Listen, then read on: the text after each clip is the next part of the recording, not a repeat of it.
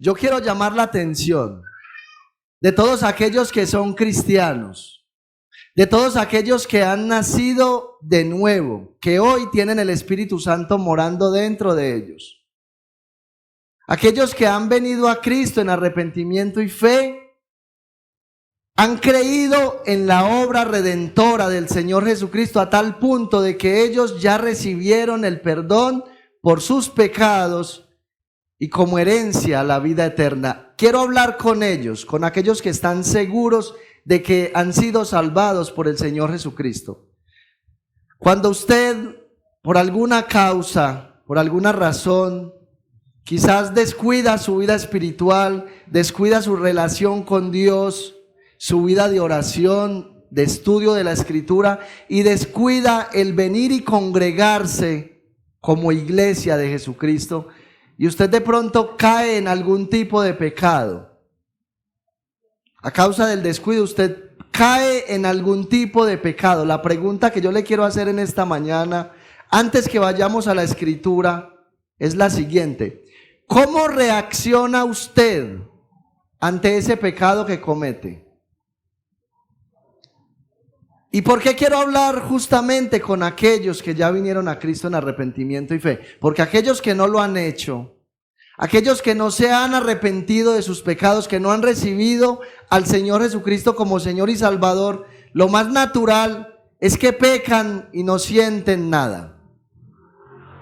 Porque tienen una vida de práctica de pecado y entonces para ellos el pecar es algo habitual. Y es algo que no causa nada a su alma, porque su alma está cauterizada por el pecado, porque ellos están ciegos, porque ellos han sido, sus ojos espirituales han sido velados, para que ellos no puedan percibir que lo que ellos viven y practican es algo que literalmente ofende a Dios. Muchos creen que como viven, ellos agradan a Dios, simplemente porque en su vida práctica hacen algunas cosas buenas, que para la gente son buenas. Pero cuando usted que es cristiano, usted peca delante de Dios, ¿usted cómo reacciona? Usted verdaderamente se duele a causa de su pecado. Usted verdaderamente se duele porque usted es consciente de que esa falta que usted está cometiendo está atentando directamente contra la santidad de Dios. Y algunos de los pecados que nosotros cometemos involucran de alguna manera a los seres que más amamos. A nuestra esposa, a nuestro esposo, a nuestros hijos, a nuestros padres, y también afectan la iglesia de Jesucristo.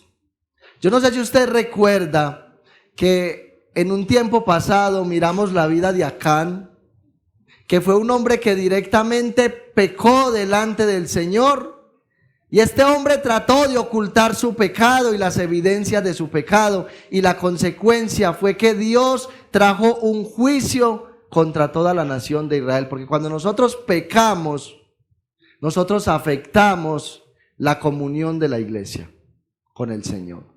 Entonces, ¿usted cómo reacciona? Bueno, le voy a decir que hay personas que reaccionan de una manera equivocada cuando pecan delante del Señor. Hay algunos que creen que ese pecado les va a quitar la salvación.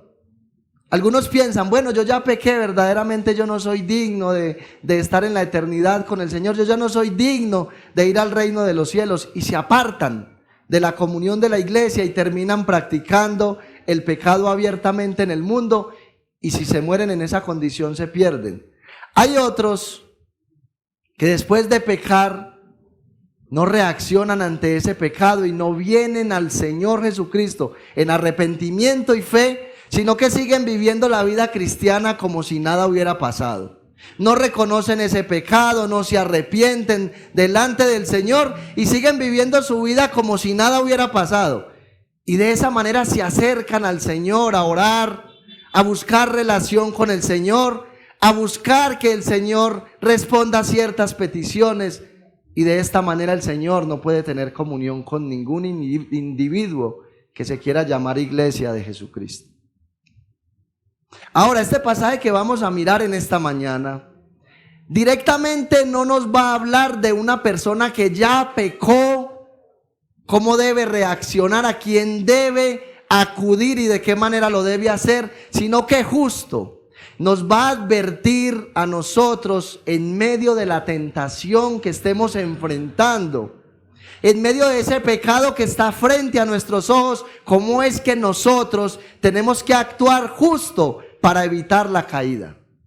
Eso es lo que el Señor quiere hacer en esta mañana, que usted y yo no vayamos directamente a cometer el pecado, sino que usted y yo, cuando estemos atravesando la tentación o estemos frente a ese pecado, usted y yo sepamos a quién tenemos que acudir y de qué manera lo debemos hacer. Amén. Así que les invito a que se pongan sobre sus pies y abran sus Biblias allá en el libro de los Hebreos. Capítulo 4. Y vamos a leer el versículo 16. Gloria al Señor. Libro de Hebreos, capítulo 4. Versículo 16. Y leemos la palabra del Señor en esta mañana en el nombre del Padre, en el nombre del Hijo y bajo la dirección de su Santo Espíritu que mora dentro de la iglesia. Y los que somos iglesia decimos amén. Gloria al Señor. Dice así la palabra. Acerquémonos pues confiadamente al trono de la gracia para alcanzar misericordia y hallar gracia para el oportuno socorro. Padre, te damos gracias en esta mañana. Aquí estamos, Dios mío, delante de ti para meditar en tu gloriosa, en tu santa y bendita palabra. Señor, estamos todos, comenzando por el predicador y siguiendo por la iglesia a nivel general, todos estamos en plena dependencia de tu Santo Espíritu, porque Él, el que inspiró esta palabra, es nuestro maestro, es quien nos enseña, es quien nos instruye, es quien nos lleva al conocimiento pleno de la verdad. En esta mañana, nuestra petición es esa, Señor, que nos ayudes a comprender con claridad el propósito de este versículo que hemos tomado, para que podamos seguir viviendo la vida cristiana de la manera correcta, de la manera adecuada. Para que podamos, Señor, entender cuál es el propósito que tú tienes para cada uno de nosotros como iglesia y que podamos, Señor, caminar en fe y en obediencia.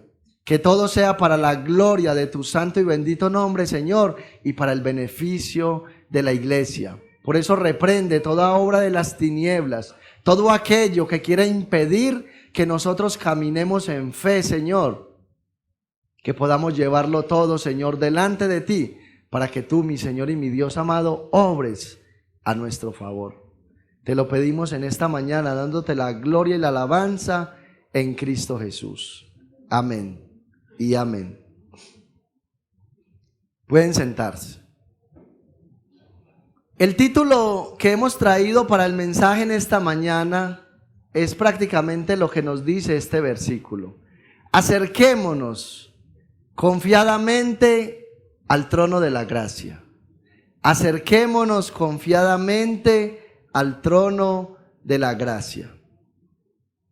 Como decíamos hace un momento, el propósito que encontramos en este versículo 16 es justo que usted y yo sepamos cuando estamos enfrentando la tentación, cuando estamos frente al pecado, ¿a quién es que tenemos que acercarnos nosotros y de qué manera debemos hacerlo? El texto nos dice que debemos acercarnos no de cualquier manera, no dudando por si acaso, no dudando por si vamos a ser atendidos por ese rey que está sentado en el trono, sino confiadamente.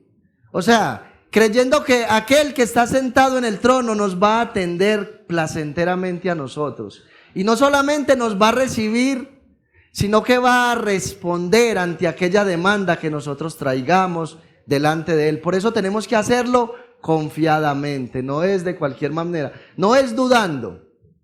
De hecho, Santiago nos dice a nosotros que todo aquel que se acerca a Dios para hacer una petición, Pero es una persona que no tiene fe, que no cree. Él dice que es semejante a las ondas del mar, que van de aquí para allá. Nosotros tenemos que tener firmeza y convicción a la hora de acercarnos al trono de la gracia, de que vamos a ser atendidos por nuestro Señor y que Él en su momento va a responder a esa demanda que nosotros traigamos delante de Él. Ahora tenemos que entender algo que es bien importante. El escritor nos dice quién es aquel que nos va a atender en el versículo anterior. Él dice que el que nos va a atender es justamente el Señor Jesucristo. Y dice que Él, hablando del Señor Jesucristo, dice que Él es nuestro sumo sacerdote. Y dice que Él se compadece de nuestras debilidades. ¿Y por qué Él se compadece de nuestras debilidades? Pues justo por el hecho de que Él, siendo el Dios hombre, siendo el Dios encarnado, dice el texto en el versículo 15, que Él fue que Él fue tentado como nosotros, de la misma manera, con una gran diferencia. Él no cedió a la tentación, Él no pecó. Ahora, si usted y yo pudiésemos mirar en esta mañana, podríamos preguntar, bueno, ¿en qué áreas fue tentado Jesús? Yo sé que cualquiera podría pensar, bueno, al ser Jesús el Dios encarnado, normalmente Él tuvo que haber sido tentado, por ejemplo, en no ir a la cruz. Bueno, Jesús tuvo que haber sido tentado en algún momento en de pronto no ir a orar, en no ir a meditar en la palabra, pero eso no es lo que dice el texto. El texto dice que Jesús fue tentado en todo. ¿Y sabe qué significa esa palabra todo? En todo lo que usted y yo regularmente somos tentados, el Señor fue tentado. Y justo ¿para qué fue tentado Jesús en su naturaleza humana en todo? Bueno, ahora piense usted, ¿cuál es la tentación que usted tiene que enfrentar diariamente? Que usted dice, Señor, esta es la tentación más grande para mí. Quizás alguno puede decir, bueno, la tentación más grande que yo tengo que enfrentar a diario es el dejar de tomar lo que no me pertenece. Otro podría decir, bueno, mi gran tentación diariamente, mi gran lucha a diario es el ir a las Escrituras. Otro podría decir, bueno, yo tengo una tentación frente al sexo opuesto. Y así por el estilo, son diferentes tipos de tentaciones las que usted y yo tenemos que enfrentar, que son pecaminosas delante del Señor. Ahora no vaya a decir, ay, es que yo soy tentado a no coger la galleta y untarla de arequipe y comérmela. No, eso no es una tentación que nos lleva a pecar. Estamos hablando de tentaciones pecaminosas delante del Señor. Jesús fue tentado en todo, ¿justo para qué? Para Él compadecerse de nosotros. Porque a veces pensamos, uy Dios, pero es que esta tentación que yo estoy atravesando verdaderamente es fuera de lo común. No, ninguna es fuera de lo común. Ninguna. Todas son tentaciones que vienen a la vida de cualquier ser humano. Ahora escuche, en la antigüedad, la labor del sumo sacerdote era presentar sacrificio por el pueblo. De hecho, el sumo sacerdote se presentaba una vez al año y él entraba directamente en el tabernáculo, específicamente en el lugar santísimo, y lo que él tenía que hacer era ofrecer sacrificio de expiación por sí mismo, por su familia y por todo el pueblo. Y en ese sacrificio que se hacía una vez al año, tenía que morir un animal.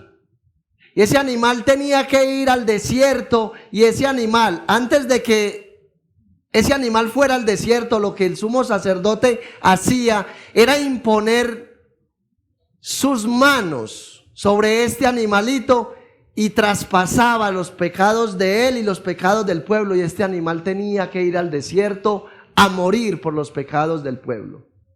Eso era lo que pasaba una vez por año, y eso era lo que tenía que hacer el sumo sacerdote. Ahora, Cristo nos limpió de todo pecado y de toda maldad. Cristo fue ese chivo expiatorio que murió por usted y por mí. Él no simplemente vino a presentar un sacrificio por nuestro pecado, no. Él vino a darse a sí mismo por nuestros pecados. Eso fue lo que hizo el Señor Jesucristo. De hecho, escuche algo que es bien importante. Dice el escritor a los Hebreos, allá en el capítulo 10, versículo 14, dice que Cristo con una sola ofrenda hizo perfectos a los santificados para siempre. Dice, Cristo con una sola ofrenda hizo perfectos a los santificados para siempre. Y esta palabra que nosotros vemos aquí, perfectos, no significa que usted y yo una vez hemos sido limpiados con la sangre de Jesús, ya somos inmunes al pecado. No es eso lo que significa. Tampoco significa que usted y yo no vamos a volver a pecar. Lo que esto significa, escuche, lo que esto significa es que Cristo una sola vez tuvo que morir por usted y por mí. Y que los pecados que usted y yo cometimos en el pasado han sido perdonados justamente porque Cristo fue a la cruz del Calvario a morir por usted y por mí. Los pecados que usted y yo estamos cometiendo en el presente, Cristo ya pagó por ellos, pero para que usted y yo seamos perdonados en el presente, necesitamos venir a Cristo en arrepentimiento y fe por ese pecado que cometemos hoy. Pero también implica que los pecados que usted y yo vamos a cometer en el futuro, ya Cristo también pagó por ellos. Ahora, cualquiera de los que está ahí podría decir, bueno, esto significa que entonces yo tengo una licencia para pecar, que yo puedo ir y pecar porque entonces ya Cristo pagó por todos mis pecados. Déjeme decirle que si usted piensa de esa manera, significa que usted no ha nacido de nuevo. Significa que usted no es salvo. Porque justo cuando nosotros recibimos la salvación, recibimos el Espíritu Santo. Y lo primero que hace el Espíritu Santo en nosotros es llevarnos a usted y a mí a aborrecer el pecado con todo nuestro corazón. ¿Sabe por qué? Porque fue por nuestro pecado que Cristo fue clavado en la cruz del Calvario. Así que si usted está pensando en que este texto lo que nos va a llevar a nosotros es a pensar de que podemos pecar deliberadamente, usted no tiene la mente de Cristo. Lo que está diciendo este texto, mi amado hermano, es que el sacrificio de Cristo es perfecto.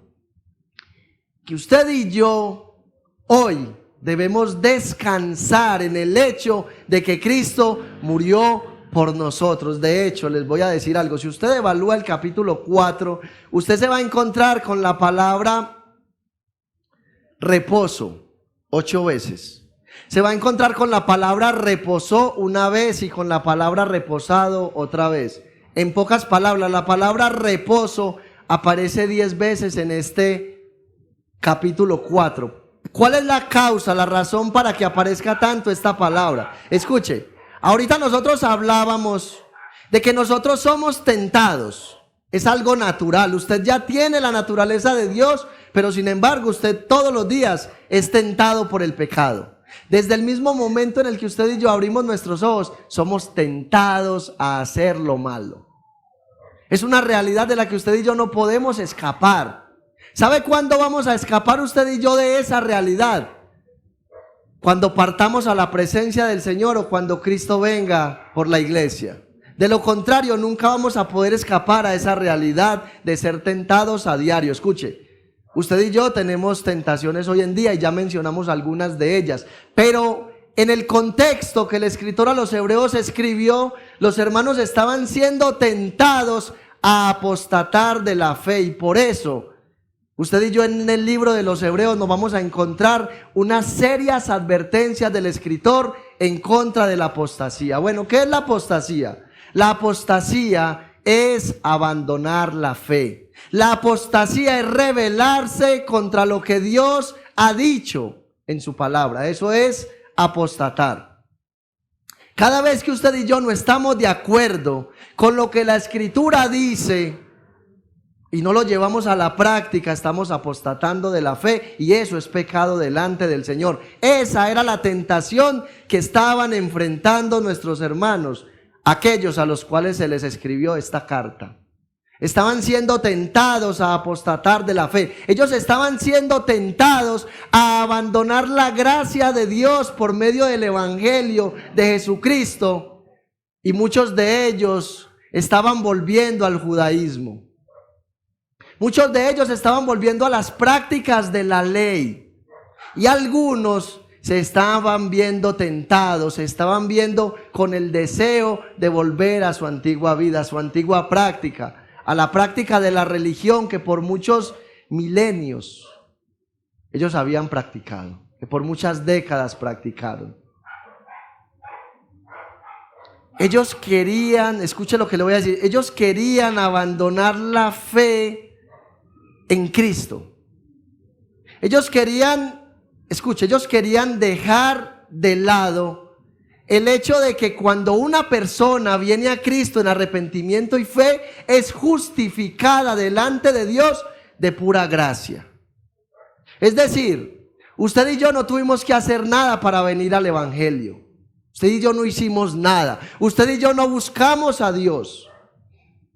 Dios fue el que vino a nuestro encuentro a través de la persona de Cristo, usó la predicación de la palabra y el Espíritu Santo nos convenció a nosotros de que éramos pecadores y necesitábamos venir a Cristo en arrepentimiento y fe para perdón de pecados y para heredar la vida eterna.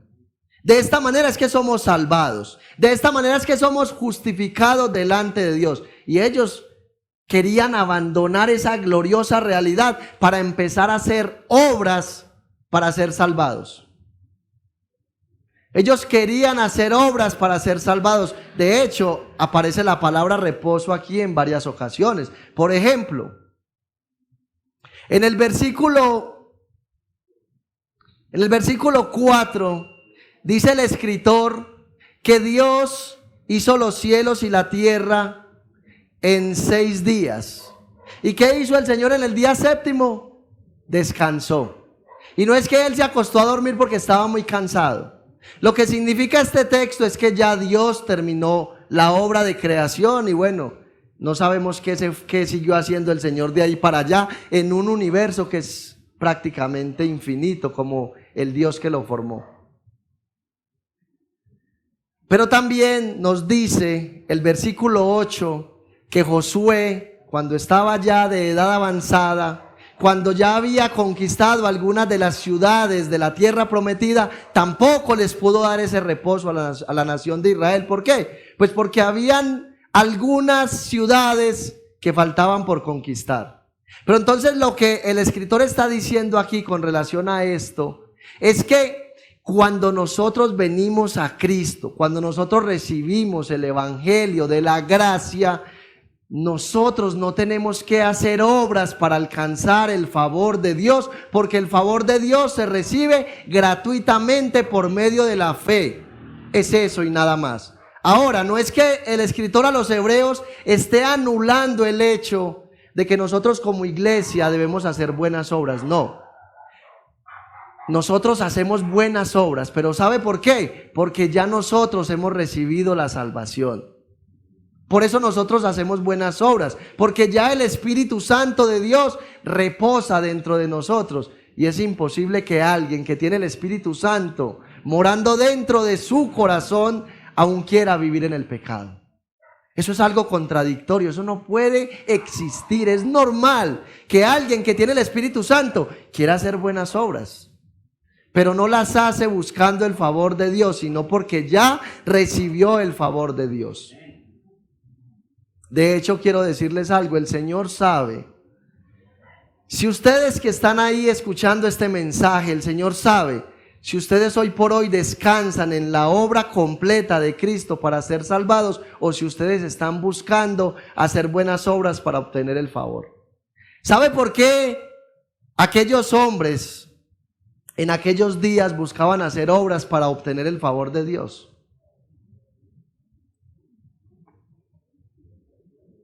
Por la misma causa, escuche, por la misma causa que muchos hoy lo hacen por el orgullo que hay en su corazón.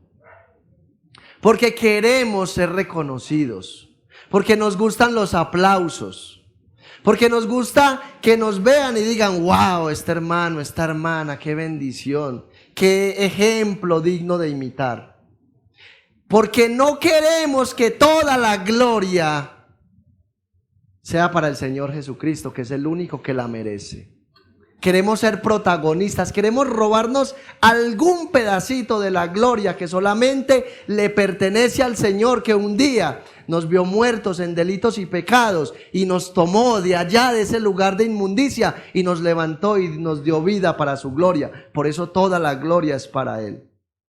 De hecho, es algo tan cierto que Dios conoce las intenciones con las cuales usted y yo nos acercamos, la manera como usted y yo le estamos dando la gloria al Señor, que en el versículo 12 de este capítulo 4 el escritor a los Hebreos dice que la palabra de Dios es viva y eficaz y más cortante que toda espada de dos filos, y dice que penetra hasta partir el alma y el espíritu, las coyunturas y los tuétanos, y discierne los pensamientos y las intenciones del corazón. Y cuando hablamos de la palabra escrita, pero resulta que la palabra escrita es Cristo mismo.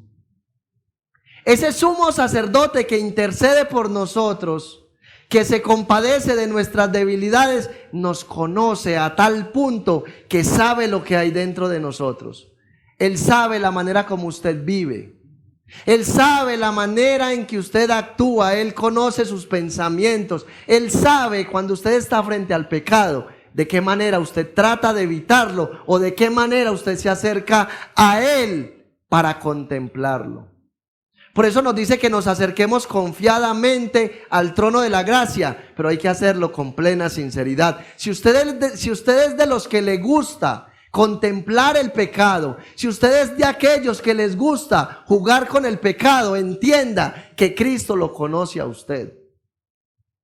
Y que cuando usted se acerca al trono de la gracia, usted no puede acercarse con una máscara, no puede acercarse con una careta, porque Él lo conoce. Usted puede engañar al pastor de la iglesia, puede engañar a la esposa, al esposo, puede decir las mentiras que usted quiera. Y usted luego se acerca al Señor y Él lo está evaluando ahí cuando usted está orando.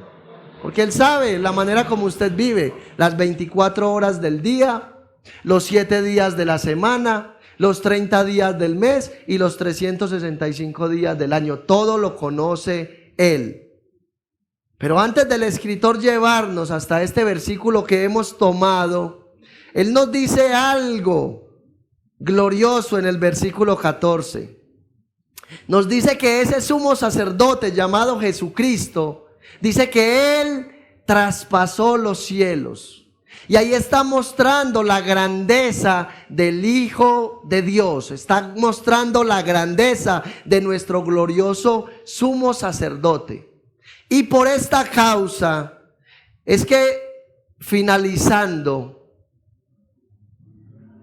el versículo 14, el escritor a los Hebreos nos dice que retengamos nuestra profesión. Ahora, ¿cuál es la profesión de nuestra vida cristiana?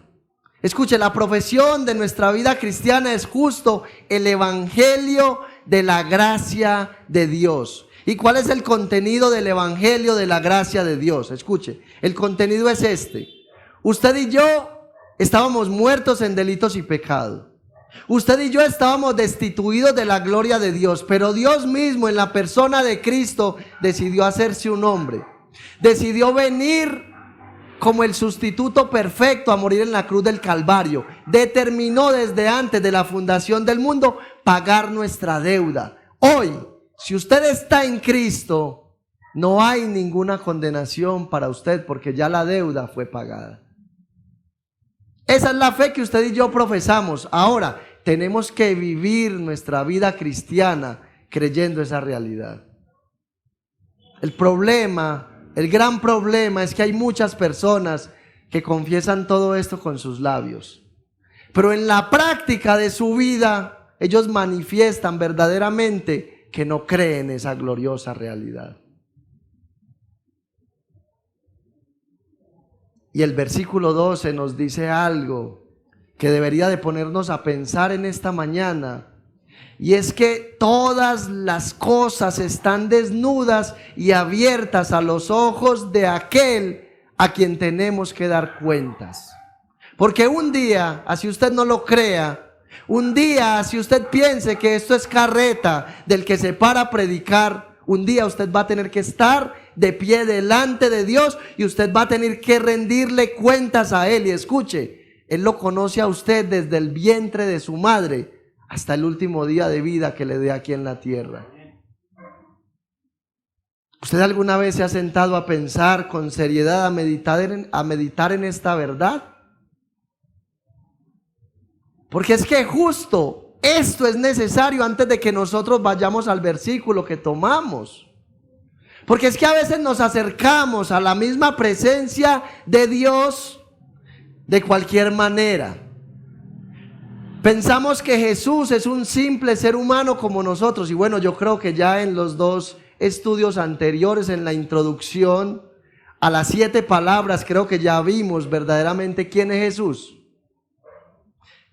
Y aquí nos está diciendo en este texto de ese mismo Jesús que es ese sumo sacerdote, ante el cual usted y yo nos presentamos en el trono de la gracia. Es ante ese mismo Jesús que usted y yo nos presentamos. Y entonces es necesario que usted y yo entendamos que ese al cual usted y yo nos presentamos, nos conoce. Sabe todo lo que hacemos. Sabe todo lo que decimos. Conoce la intención con la que decimos las cosas. Si es para bendecir o para dañar a alguien. Si es para provocar que la gloria de Dios sea manifestada o si lo hacemos simplemente buscando nuestra gloria personal. Y ese que nos conoce un día nos va a juzgar. Y Él, que es el que nos conoce y que es el que nos va a juzgar, es el que va a dar el veredicto. A algunos les va a decir: venga, buen siervo y fiel, entre en el reposo de su Señor. ¿Por qué? Porque usted en lo poco que yo le di, usted fue fiel. Ahora disfrute de lo mucho que le voy a dar. Pero a otros les va a decir: nunca los conocí. Apártense de mí, hacedores de maldad, y vayan al juicio eterno que ha sido preparado para Satanás y sus ángeles. Y en esto es algo que tenemos que meditar nosotros, porque un día vamos a tener que estar ahí, porque nuestra vida no está comprada, porque nuestra vida no está segura. Ese mismo que nos conoce sabe cuál fue el día que Él ya determinó para que partamos a la eternidad con Él o partamos a una condenación eterna sin Él. Y luego de que usted y yo miramos lo que nos dice el versículo anterior, que tenemos un sumo sacerdote que se compadece de nuestras debilidades porque fue tentado, así como nosotros también lo fuimos. Nosotros tenemos que mirar verdaderamente la misericordia de ese sumo sacerdote. Una de las tareas que tenía el sumo sacerdote en la antigüedad era ejecutar la ley. Cuando alguien, después de haber pecado contra la ley, se acercaba o era llevado al sumo sacerdote, este tenía que aplicar la ley. Entonces, cuando, por ejemplo, una mujer, luego de haber adulterado, era llevada a la presencia del sumo sacerdote,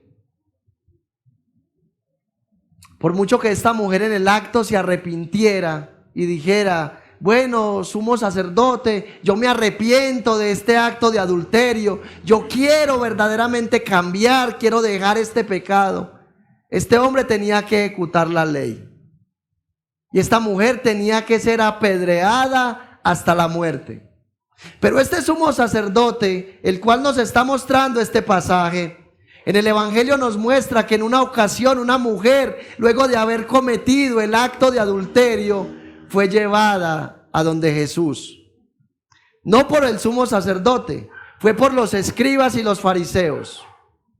Y entonces estos hombres se le acercan a Jesús y le dicen: Señor, esta mujer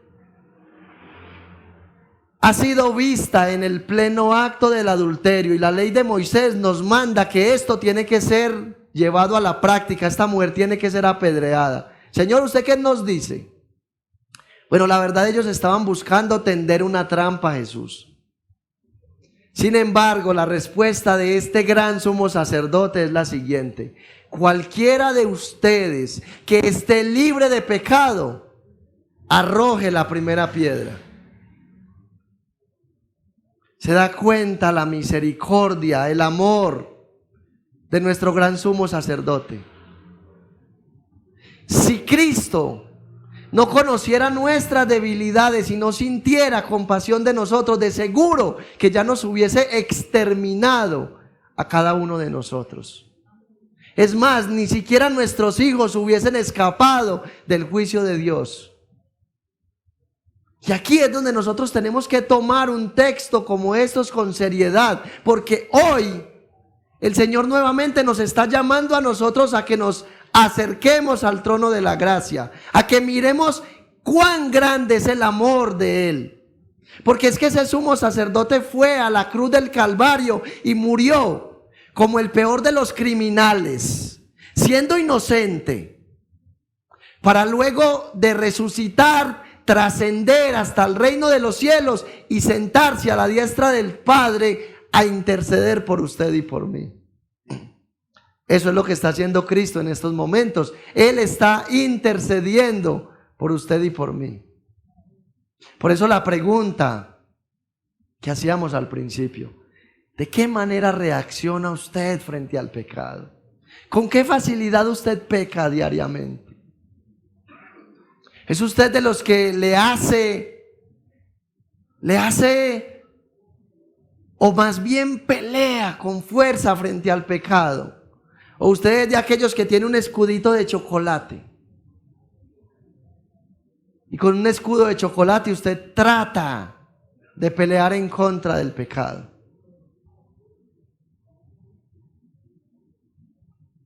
Es bueno que estemos meditando en esta realidad, de que ese sumo sacerdote se compadece de nuestras debilidades. Y por eso en el versículo que tomamos, el escritor a los Hebreos nos dice que nos acerquemos confiadamente. Ahora, esa palabra que está transmitiendo él ahí de acercarnos es la misma palabra que nosotros podríamos usar hoy. Y yo quiero que usted por un momento se imagine que usted está solo en un lugar peligroso. Imagínese el lugar más peligroso. Yo me imagino que ya la mente de más de uno voló por allá a la Veracruz, a los lados de la Minorista, a Barrio Triste, porque son lugares muy peligrosos, son lugares que están minados de ladrones, de indigentes y de todo tipo de personas que son despiadados. Y yo creo que si uno se mete por allá con una bolsa de dinero, no creo que salga vivo. Entonces imagínese que usted está solo allá en ese lugar peligroso, está solo a altas horas de la noche y se le acerca un individuo con un traje negro, con un sombrero, con unas gafas oscuras y se le empieza a acercar a usted.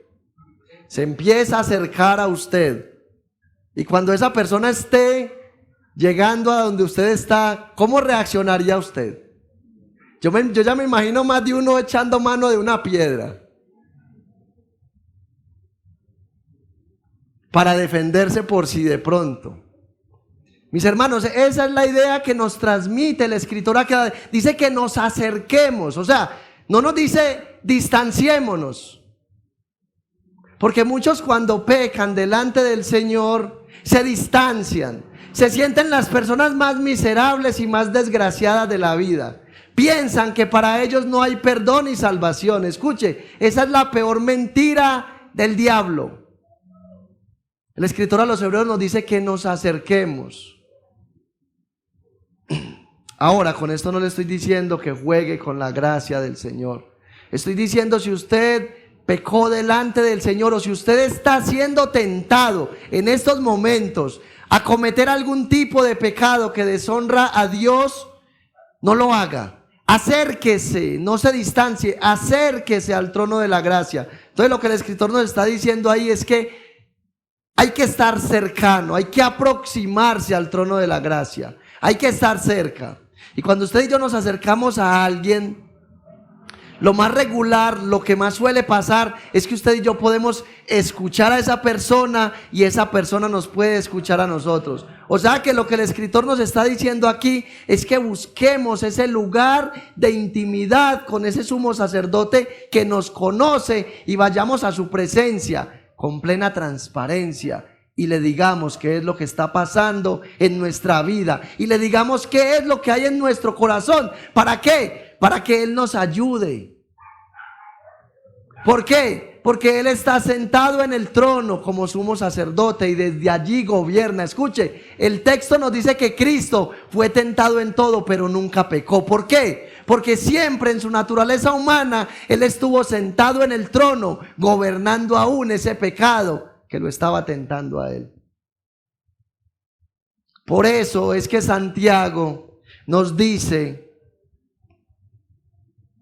que el Señor no puede ser tentado por el pecado. Santiago capítulo 1, y versículo 13 nos dice que Dios no puede ser tentado por el pecado, que Él no tienta a nadie. Nos dice que si alguno es tentado, bueno, le voy a decir, si usted de manera particular es tentado, no diga que Dios lo está tentando.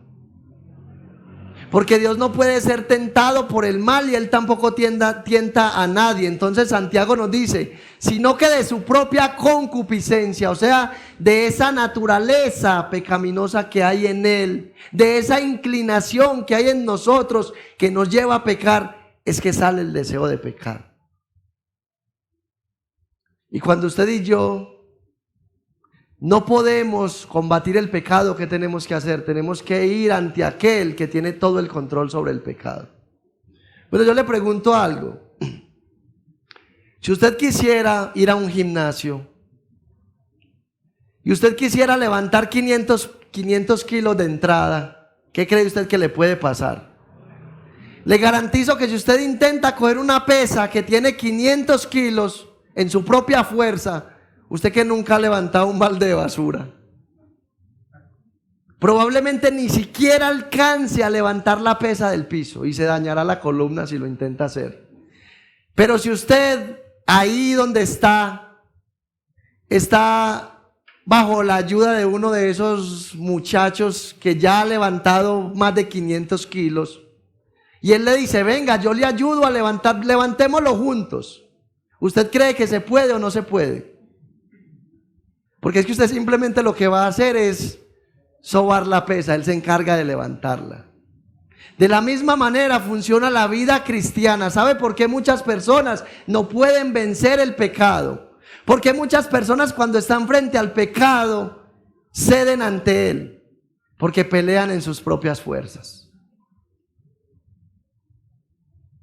Cuando usted se levanta de su cama, cuando usted va a trabajar, ¿qué es lo primero que usted hace? Usted sí le presenta ese día que usted va a vivir al Señor. Usted sí le dice, Señor, hoy estoy convencido de que voy a enfrentarme a la tentación. Señor, hoy estoy convencido de que voy a enfrentarme a los celos, a la murmuración, a la contienda, al deseo sexual, etcétera, etcétera, porque ese es el diario vivir del cristiano. Usted y yo hemos sido santificados por la sangre de Jesús, pero en usted y yo aún hay un residuo de pecado que mora en nosotros. Y es por eso que día tras día nosotros tenemos que ir al trono de la gracia. Pero a veces seamos realistas, nos levantamos, ni siquiera le damos gracias a Dios por un día más que nos da de vida, nos levantamos, nos bañamos, nos organizamos y salimos. Y en el camino empezamos a pensar, bueno, hoy, ¿cómo va a estar el trabajo? Bueno, hoy voy a hacer así y así, voy a coger la máquina de esta manera, voy a manejar el bus de esta manera, y planeamos nuestro día de trabajo, pero no le presentamos al Señor nuestro día de trabajo para que Él nos dé gracia, nos dé sabiduría para hacer bien nuestra labor y nos guarde de todo ataque que venga del enemigo. Y el escritor nos está diciendo que nos acerquemos confiadamente al trono de la gracia. ¿Y para qué nos dice el escritor que debemos hacerlo? Dice, para alcanzar misericordia y hallar gracia para el oportuno socorro. Nos dice que nos debemos acercar confiadamente para alcanzar misericordia. Porque escuche, cada vez que usted y yo nos acercamos al Señor, usted y yo siempre queremos algo del Señor. Cualquier cosa queremos del Señor. Bueno, lastimosamente hay personas que se acercan al Señor y se acercan para pedir algo de Él. Señor, yo quiero que tú me des algo hoy. Bueno, esto que les voy a decir es algo cómico porque, bueno, ese no es el Dios de la Biblia. Pues Él ya sabe qué va a pedir usted antes de que usted se acerque a orar. Pero voy a hacer algo cómico para que usted me entienda. Imagínese el Señor ahí sentado en el trono y usted se acerca en esa comunión, en esa intimidad a pedirle algo al Señor y el Señor está ahí a la expectativa. Bueno, ¿qué será lo que quiere mi hijo? ¿Qué será lo que quiere Weimar? ¿Qué será lo que quiere Alonso? Voy a esperar a ver qué es lo que él me va a pedir. Señor, acuérdate que necesito una moto. ¿Usted se imagina la reacción del Señor ante tal petición? Mis hermanos, lo que nosotros necesitamos es buscar la misericordia de Dios. Porque seamos realistas. Todos nosotros diariamente pecamos delante del Señor. De alguna manera nosotros pecamos delante del Señor. ¿Y sabe qué es lo que nosotros necesitamos? Necesitamos la misericordia del Señor. Porque a pesar de que nosotros ya venimos a Cristo en arrepentimiento y fe, y Él nos salvó una vez y para siempre, usted y yo diariamente necesitamos la misericordia del Señor. Dice la Biblia que es por la misericordia del Señor que nosotros no hemos sido consumidos. Es por la pura misericordia del Señor. Y el texto nos dice que para hallar gracia delante de Él para el oportuno socorro. Escuche esto. Cuando usted y yo nos acercamos al Señor, en ese momento cuando estamos siendo tentados, en ese momento cuando estamos frente al pecado, cuando usted y yo nos acercamos al trono de la gracia y le manifestamos al Señor cuán débiles somos. Porque escuche lo que le voy a decir. En la vida cristiana ninguno de nosotros somos lo suficientemente fuertes para afrontar el pecado en nuestra propia fuerza. Es imposible, mi hermano. Nadie de los que hay aquí puede enfrentar el pecado por sí solo y salir victorioso. Es imposible. Pero cuando usted y yo nos acercamos al Señor y usted y yo le manifestamos a Él cuán débiles somos, escuche, usted y yo recibimos la gracia de Dios en el momento oportuno. ¿Sabe por qué muchas veces nosotros pecamos y caemos en un acto que verdaderamente con el pasar del tiempo se convierte en nuestro peor enemigo, en nuestra peor pesadilla, cuando viene la consecuencia de ese pecado? ¿Sabe por qué sucumbimos ante ese pecado? Es porque no vamos constantemente al trono de la gracia. Es por eso. Y por eso cuando se llega el momento de pecar, no tenemos el respaldo de Dios. Porque el texto nos dice que si nosotros nos acercamos al trono de la gracia, recibiremos la gracia y alcanzaremos la gracia para el oportuno socorro. O sea, el Señor va a llegar en el rescate hacia nosotros en el momento que lo necesitemos. Si usted está orándole al Señor, porque usted sabe que usted es débil en el área sexual, cuando usted esté frente a la tentación, el Señor lo va a respaldar y lo va a llevar a usted a huir de la tentación. ¿Ustedes creen que José era el superhéroe del tiempo de los patriarcas? ¿Ustedes creen que José fue equipado con un cuerpo diferente al de los varones que estamos aquí en esta mañana?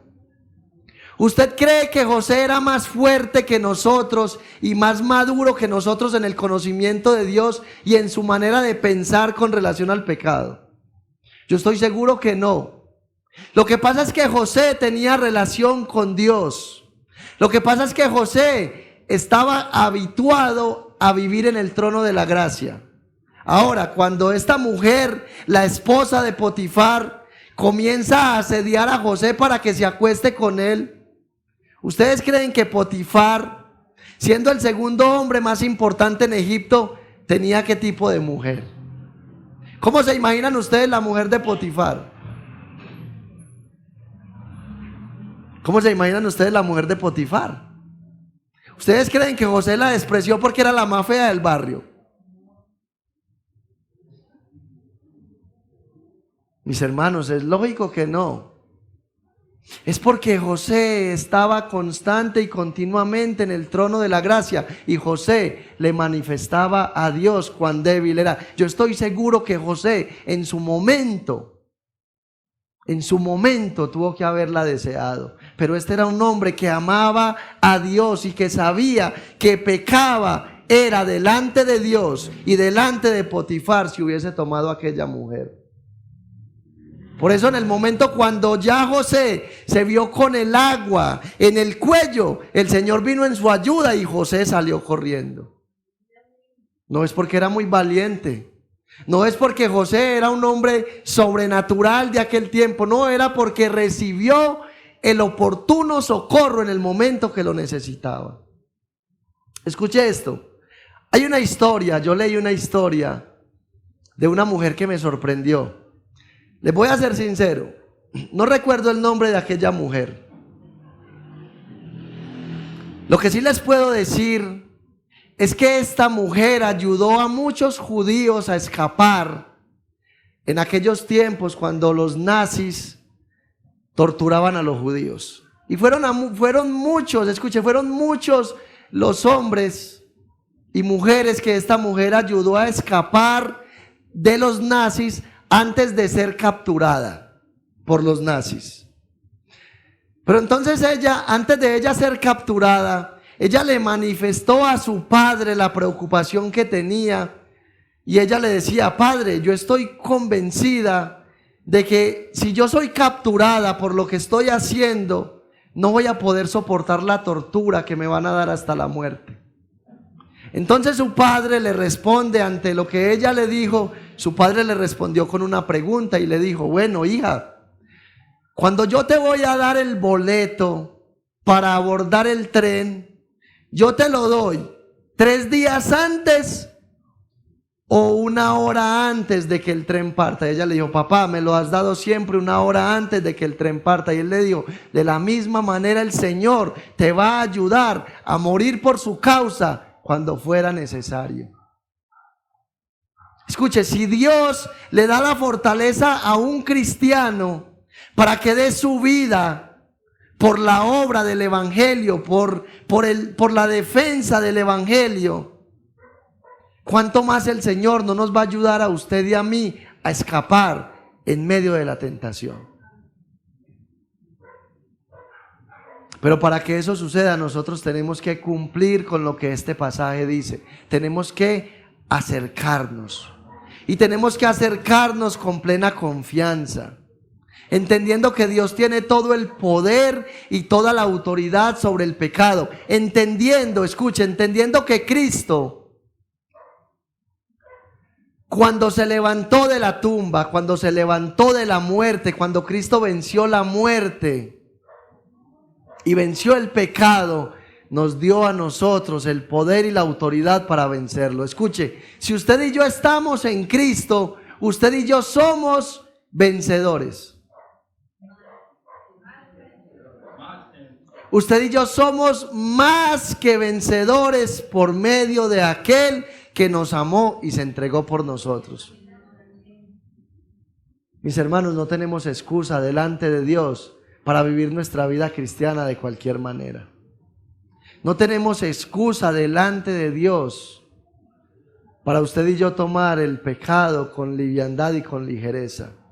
Este texto nos está diciendo claramente que usted y yo, si nos acercamos al trono de la gracia, podemos recibir el oportuno socorro de parte del Señor. Pero para que esto pase, para que usted y yo podamos vencer el pecado, necesitamos saber 4 cosas. Y entonces la pregunta que tendríamos que resolver en esta mañana es, escuche, ¿cómo lograr acercarnos a Dios con plena confianza después de pecar? Este texto nos está previniendo para no pecar, pero ya habíamos dicho que nosotros obviamente somos de carne y hueso. De hecho, escuche, Juan, el apóstol, sabiendo que nosotros somos de carne y hueso, que estamos propensos al pecado y de hecho guiado por el Espíritu Santo, nos dice en su primera carta, en el capítulo 2, versículo 1, hijitos, estas cosas os escribo para que no pequéis. O sea, lo que él está diciendo es, la voluntad de Dios es que ustedes no pequen. Y luego dice, pero si alguno hubiere pecado, abogado tenemos para con el Padre, a Jesucristo el justo. Entonces, si nosotros pecamos delante de Dios, ya el escritor nos dice, no se aleje del trono de la gracia, acérquese porque usted tiene un sumo sacerdote que se compadece de usted porque fue tentado.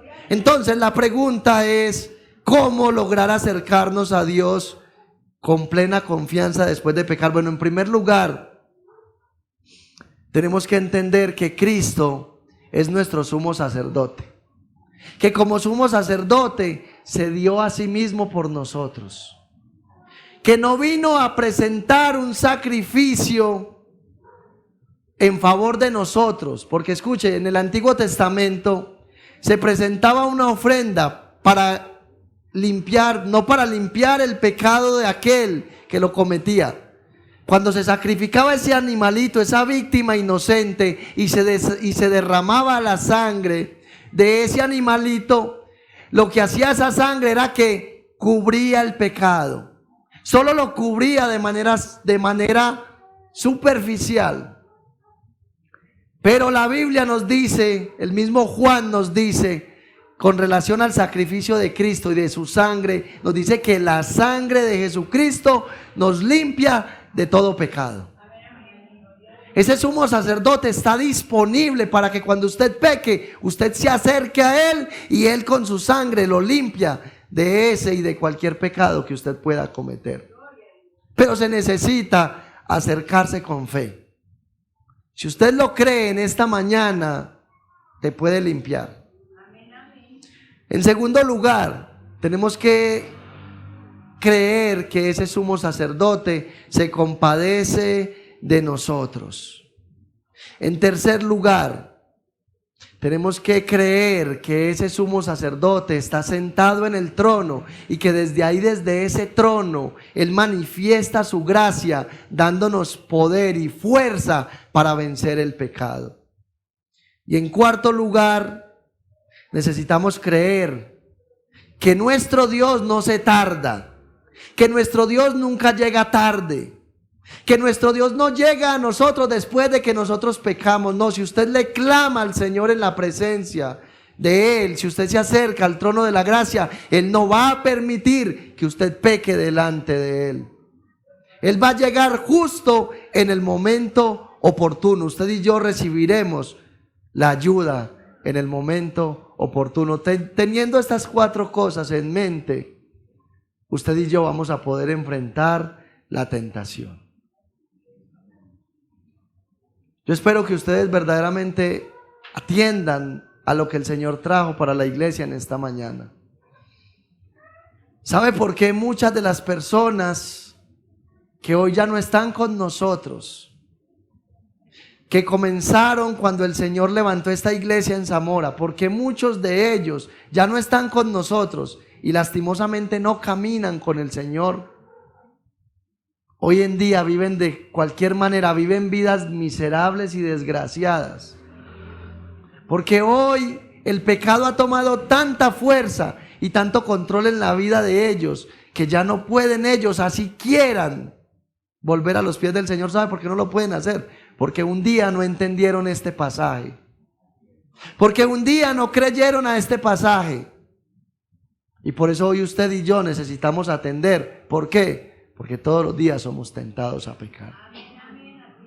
Que el Señor nos ayude, que el Señor nos siga dando la fuerza, que el Señor nos siga llevando hacia adelante y que este mensaje nosotros podamos llevarlo a la práctica. Recuerde, estamos aquí en este momento, estamos escuchando la palabra de Dios, pero usted y yo salimos de aquí y el diablo nos va a poner la cáscara. El diablo nos va a tender la trampa porque él no descansa y no trabaja, porque él no descansa, porque él trabaja todos los días. Si usted y yo tenemos en cuenta este pasaje y cuando el pecado, cuando la tentación venga a nuestra mente, si usted y yo vamos al trono de la gracia, vamos a recibir el oportuno socorro. Y cuando estemos frente al pecado, vamos a recordar que ese sumo sacerdote, ese Dios encarnado, el 3 veces santo, murió en la cruz del Calvario por usted y por mí, y con su sangre perfecta y sin pecado nos limpió. No merece que usted y yo vivamos una vida de pecado. Él merece que usted y yo amemos su santidad y vivamos para su gloria todos los días de nuestra vida. Cuando usted y yo vayamos a pecar, recordemos siempre eso, que nuestro sumo sacerdote nos ama con amor eterno, se despojó de su trono de gloria para venir a morir por nosotros, derramó toda su sangre y ahora está intercediendo por nosotros y Él tiene todo el poder y la autoridad para librarnos del pecado. Amén. Póngase sobre sus pies y vamos a orar. Señor y Dios, en esta hora te damos gracias por tu santa, gloriosa y bendita palabra. Dios mío, te alabamos y te exaltamos. Dios mío, te damos todo el honor y el reconocimiento porque tú eres bueno y eres fiel. Gracias por esta palabra que has traído a nuestra vida en esta mañana. Ayúdanos, Señor, a cosecharla. Ayúdanos, Dios de la gloria, para que esta palabra que tú sembraste en nuestro corazón germine, para que esta palabra crezca y dé fruto abundante. Dios mío, que podamos entender nuestra condición humana, que podamos entender, Señor, que a pesar de que hemos sido salvados de pura gracia, aún estamos siendo tentados día tras día y somos propensos a pecar. Ayúdanos a entender, Señor, que en nuestra vida cristiana dependemos únicamente de ti. Por eso es que necesitamos constante y continuamente acercarnos al trono de la gracia. Ayúdanos a entender, Señor, que tú te compadeces de nuestra debilidad, que tú nos conoces, Señor, que no podemos ocultar nada, que conoces nuestra condición actual delante de ti, sabes de qué manera vinimos esta mañana al culto, sabes si habían preocupaciones o no, sabes, Señor, si en el momento que rendimos esa alabanza lo hacíamos de corazón o simplemente lo hacíamos para que no nos dijesen nada. Sabes, Señor, si la letra de las canciones que entonamos verdaderamente estamos viviéndola y nos gozamos y nos deleitamos, o simplemente es una canción más que cantamos en nuestro coro diario de alabanzas. Ayúdanos, Señor, a meditar, a reflexionar en esta gloriosa verdad de tu palabra. Bendice, Señor, este pueblo.